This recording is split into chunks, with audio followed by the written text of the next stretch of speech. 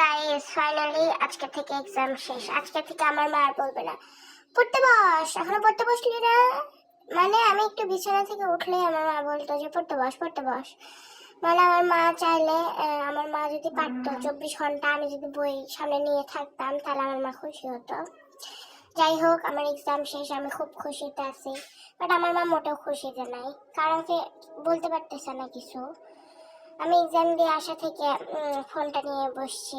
এখন পর্যন্ত 10-12 পাক আমার রুমে দিয়েছে, কিন্তু কিছু বলে নাই। বলবে কিভাবে?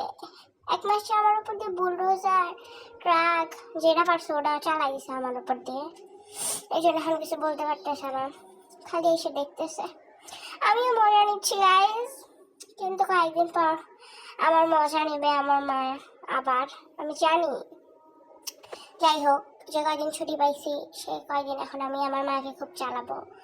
মানে আমার মা চাইলে আমাকে বকতে পারবে না, এটাই আমার গর্বের বিষয়।